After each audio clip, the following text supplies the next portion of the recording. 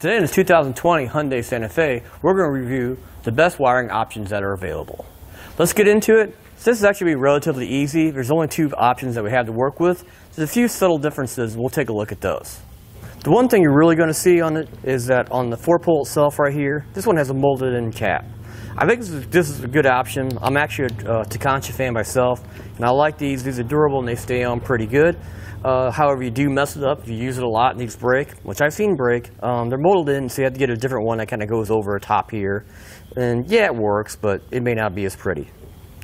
If we take a look at our Curt one over here, it doesn't have one on there already, but it has one that does wrap around, and this is a replaceable item if you ever need to, and it's more designed to work with it. The next difference we're going to take a look at is something you won't see after it's installed. On this one, on our Curt here, we have a fuse holder here for our fuse, which goes in line. Now, every time we plug into it, it does use a factory wiring harness, and it has fuses going to already. So it's a little bit redundant here. On our Taconcha product, it doesn't have that fuse holder. It just relies on the factory fuse panel for fusing. Another little difference is the construction of the wiring itself, or how thick the wires. They're both perfectly adequate for their ratings. However, I do like on the Curt side of things, it's a little more heavier, easier to work with in case you cut the 4-pole off and add a new one, or run this into a larger socket-style connector. The colors are easier to see on this one compared to, well, all black and a stripe on there to tell you colors. So I'm going to lean on Curt on that one too. Let's cover some similarities. They're both going to work pretty much the same.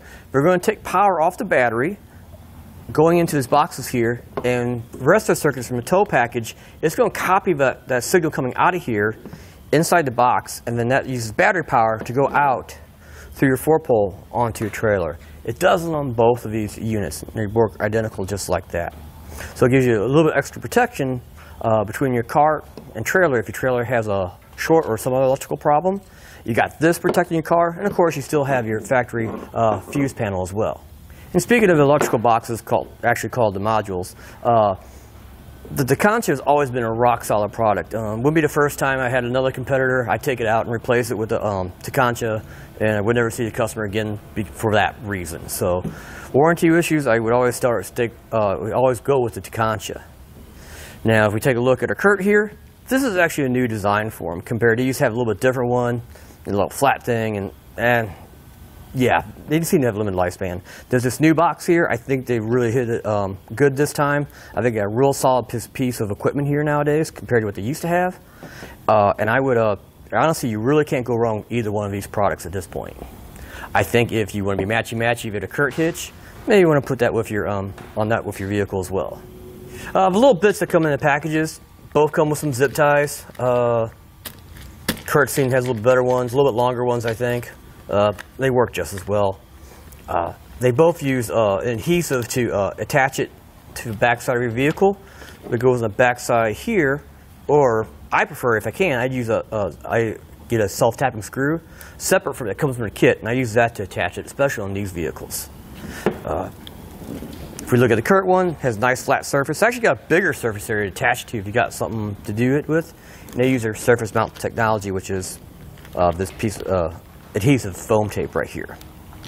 Again, it's got zip ties. It comes with a fuse inside here, and basically it's ready to go.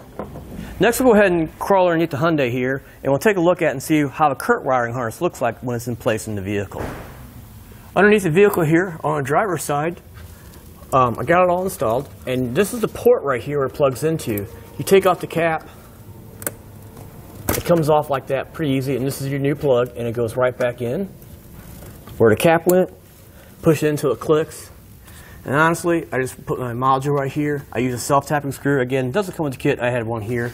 I just ran it straight in that plastic. Pretty easy, and it's sturdy. And you don't have to worry about going into metal either, and maybe a rust problem in the future. Then I just make sure my wire harness is up and out of the way. Zip tie all this when you're done, of course. Keep it from rattling. And then I just took my 4-pole harness and ran it to the center of a hitch.